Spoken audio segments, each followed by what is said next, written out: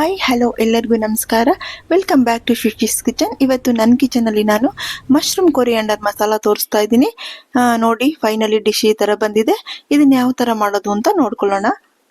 2 packet mushroom ತೊಗೊಂಡಿದ್ದೀನಿ, ಒಂದು ಕೈ ಫುಲ್ಲು ಕೊತ್ತಂಬರಿ ಸೊಪ್ಪು ತೊಗೊಂಡಿದ್ದೀನಿ, ಒಂದು 3 ಈರುಳ್ಳಿ ತೊಗೊಂಡಿದ್ದೀನಿ, 3 ಟೊಮೆಟೊ ತೊಗೊಂಡಿದ್ದೀನಿ, ಜಿಂಜರ್ ಗಾರ್ಲಿಕ್ ಇಟ್ಕೊಂಡಿದ್ದೀನಿ, ಚಿಕ್ಕದಾಗಿ ಕುಟ್ಬಿಟ್ಟು ಕಲ್ಲಲ್ಲಿ ಇಟ್ಕೊಂಡಿದ್ದೀನಿ, ಚಿಕ್ಕದಾಗಿ ಕಟ್ ಮಾಡಿಬಿಟ್ಟು ಕಲ್ಲಲ್ಲಿ ಕುಟ್ಟಿ ಇಟ್ಕೊಂಡಿದ್ದೀನಿ, ಒಂದು 4 ಗ್ರೀನ್ ಚಿಲ್ಲೀಸ್ ತೊಗೊಂಡಿದ್ದೀನಿ.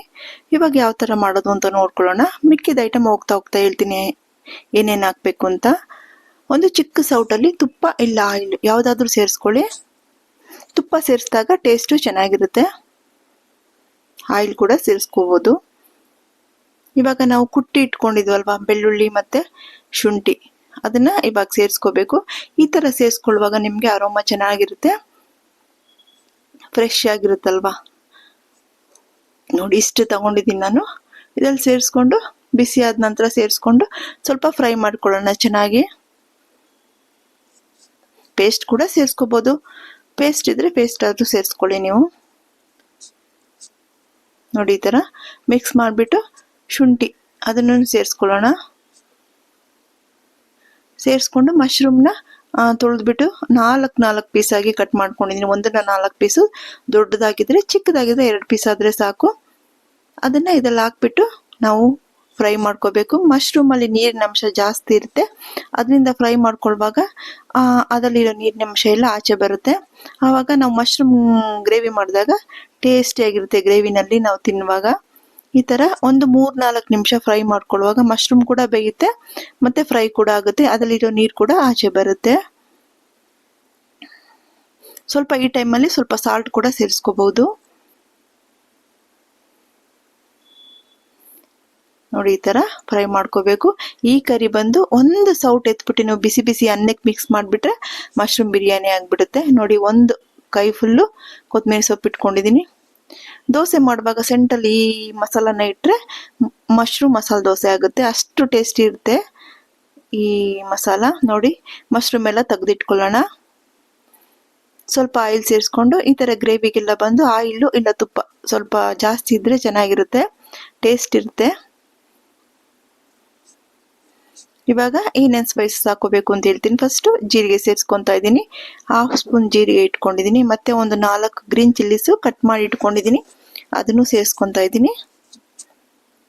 ಸೇರಿಸ್ಕೊಂಡು ಸ್ವಲ್ಪ ಫ್ರೈ ಮಾಡ್ಕೊಳ್ಳೋಣ. ಈರುಳ್ಳಿ ಸೇರಿಸ್ಕೊಳ್ಳೋಣ. ಇವಾಗ ಈರುಳ್ಳಿ ಸೇರಿಸ್ಕೊಂಡು ಈರುಳ್ಳಿನೂ ಸ್ವಲ್ಪ ಕಲರ್ ಟರ್ನ್ ಆಗಬೇಕು. ಒಂದು 3-4 ನಿಮಿಷ ಈ ಥರನೇ ಮಿಕ್ಸ್ ಮಾಡ್ತಾ ಬೇಯಿಸ್ಕೊಳ್ಳೋಣ, ತಳ ಹಿಡಿಬಾರ್ದು. 1 ಸ್ಪೂನು ರೆಡ್ ಚಿಲ್ಲಿ ಪೌಡ್ರು ಸೇರಿಸ್ಕೊತಾ ಇದ್ದೀನಿ. ಮಿಕ್ಸ್ ಮಾಡಿಬಿಟ್ಟು ಇವಾಗ ಧನಿಯಾ ಪೌಡ್ರು 1.5 ಸ್ಪೂನಷ್ಟು ಧನಿಯಾ ಪೌಡ್ರ್ ಇಟ್ಕೊಂಡಿದ್ದೀನಿ, ಅದನ್ನು ಸೇರಿಸ್ಕೊಂಡು 1/2 ಸ್ಪೂನ್ ಜೀರಿಗೆ ಪುಡಿ, 1/2 ಸ್ಪೂನು ಗರಂ ಮಸಾಲ, 1/4 ಸ್ಪೂನು ಅರಿಶಿನ ಇಷ್ಟನ್ನು ಸೇರಿಸ್ಕೊಂಡು ಮಿಕ್ಸ್ ಮಾಡಿಬಿಟ್ಟು ಆಯಿಲಲ್ಲಿ ಸ್ವಲ್ಪ ಒಂದು 1/4 ಗ್ಲಾಸು ನೀರು ಸೇರಿಸೋಣ. ಕಲರು ಟರ್ನ್ ಆಗಲ್ಲ, ಇಲ್ಲಾಂದರೆ ಸ್ವಲ್ಪ ಬ್ರೌನ್ ಆಗು ಬ್ಲ್ಯಾಕ್ ಆಗು ಟರ್ನ್ ಆಗಿಬಿಡುತ್ತೆ,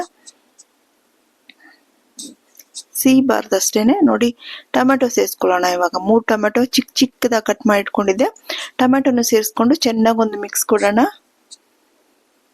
ಎಲ್ಲ ಚೆನ್ನಾಗಿ ಹೊಂದ್ಕೊಂಡು ಬರಬೇಕು. ಮುಚ್ಚಿ ಸೆಂಟ್ರಲ್ ಓಪನ್ ಮಾಡಿ ತಿರುಗಿಸ್ಬೇಕು. ನೋಡಿ, ಈ ಥರ ಚೆನ್ನಾಗಿ ಹೊಂದ್ಕೋಬೇಕು. ಟೊಮೆಟೊ ಈರುಳ್ಳಿ ಕಾಣಬಾರ್ದು, ಚೆನ್ನಾಗಿ ಬೆಂದು ಮಿಕ್ಸ್ ಆಗಿರಬೇಕು. ಗ್ರೇವಿ ಅಂದರೆ ಈ ಥರ ಇರಬೇಕು.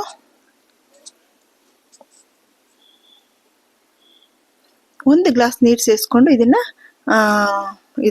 ಬೇಯೋಕ್ಕೆ ಬಿಡೋಣ. ಇವಾಗ ನಾವು ಇದು ಕೊತ್ತಂಬರಿ ಸೊಪ್ಪು ಇಟ್ಕೊಂಡಿದೆ ಅಲ್ವಾ, ಜಾರಲ್ಲಿ ಹಾಕ್ಬಿಟ್ಟು ಕೋರ್ಸಾಗಿ ಪೇಸ್ಟ್ ಮಾಡ್ಕೊಳ್ಳೋಣ. ತುಂಬ ನೈಸಾಗಿ ಮಾಡಬಾರ್ದು. ನೋಡಿ, ಗ್ರೇವಿ ಅದಕ್ಕೆ ಬೆಂದಿದೆ, ಚೆನ್ನಾಗಿ ಹೊಂದ್ಕೊಂಡು ಬಂದಿದೆ. ಇವಾಗ ನಾವು ಪೇಸ್ಟ್ ಮಾಡ್ಕೊಂಡು ಬರ್ತೀವಲ್ವ, ಹಸಿಯಾಗೆ ಪೇಸ್ಟ್ ಮಾಡ್ಕೋಬೇಕು, ಫ್ರೈ ಏನು ಬೇಡ. ಈ ಥರ ಸೆಂಟ್ರಲ್ ತಿರುಗಿಸ್ಬಿಟ್ಟು ಬೇಯಿಸ್ಕೊಂಡು ಓಪನ್ ಮಾಡಿ ಬೇಯಿಸ್ಕೋಬೇಕು. ನೋಡಿ, ಈ ಥರ ಪೇಸ್ಟ್ನ ಇವಾಗ ಇದ್ರಲ್ಲಿ ಸೇರಿಸ್ಕೊಂಡು ಇದನ್ನು 1-2-3 ನಿಮಿಷ ಮುಚ್ಚಿಟ್ಬಿಟ್ಟು ಬೇಯಿಸ್ಕೋಬೇಕು. ಇಷ್ಟೇ ಪ್ರಾಸೆಸ್ಸು. ಮುಚ್ಚಿಬಿಟ್ಟು ಬೇಯಿಸ್ಕೋಬೇಕು. ನೋಡಿ, ಓಪನ್ ಮಾಡಿಬಿಟ್ಟು ಇವಾಗ ನಾವು ಮಶ್ರೂಮ್ ತೆಗೆದಿಟ್ಕೊಂಡಿದ್ವಲ್ವ ಬೌಲಲ್ಲಿ, ಅದನ್ನು ಸೇರಿಸ್ಕೊಂಡ್ರೆ ಸ್ವಲ್ಪ ಕೊತ್ತಂಬರಿ ಸೊಪ್ಪನ್ನ ಲಾಸ್ಟಲ್ಲಿ ಮೇಲೆ ಹಾಕೊಂಡ್ರೆ ನಮ್ಮ ಮಸಾಲ ರೆಡಿ ಆಗಿಬಿಡುತ್ತೆ. ಈ ಮಶ್ರೂಮ್ನ ಸೇರಿಸ್ಬಿಟ್ಟು 2-3 ನಿಮಿಷ ಗ್ರೇವಿ ಒಳಗಡೆ ಅದು ಬೇಯಬೇಕು. ಈ ಥರ ಮಿಕ್ಸ್ ಮಾಡಿಬಿಟ್ಟು ಮುಚ್ಚಿಬಿಟ್ಟು ಒಂದು 3-4 ನಿಮಿಷ ಹಾಗೆ ಬೇಯಕ್ಕೆ ಬಿಡೋಣ.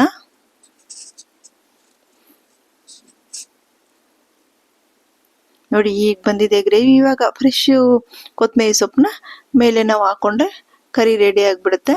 ಮಶ್ರೂಮ್ ಮಸಾಲ ನೋಡಿ ತುಂಬಾ ಸಖತ್ತಾಗಿ ಬಂದಿದೆ. ನೀವು ಮಾಡಿ ನೋಡಿಪ್ಪ. ನನ್ನ ಚಾನಲ್ನ ಯಾರ್ಯಾರು ಸಬ್ಸ್ಕ್ರೈಬ್ ಮಾಡದೆ ನೋಡ್ತಾ ಇದ್ರೆ ಎಲ್ಲ ಸಬ್ಸ್ಕ್ರೈಬ್ ಮಾಡಿಪ್ಪ, ಲೈಕ್ ಮಾಡಿ, ಕಮೆಂಟ್ ಮಾಡಿ, ಶೇರ್ ಮಾಡಿ. ನೋಡಿ ಈ ತರ ಇದೆ, ತುಂಬಾ ಸಖತ್ತಾಗಿರುತ್ತೆ. ನಾನು ರೈಸಲ್ಲಿ ಕೂಡ ಮಿಕ್ಸ್ ಮಾಡಿದೆ, ಸಖತ್ತಾಗಿತ್ತು. ಬಿರಿಯಾನಿ ತರನೇ ಇತ್ತು.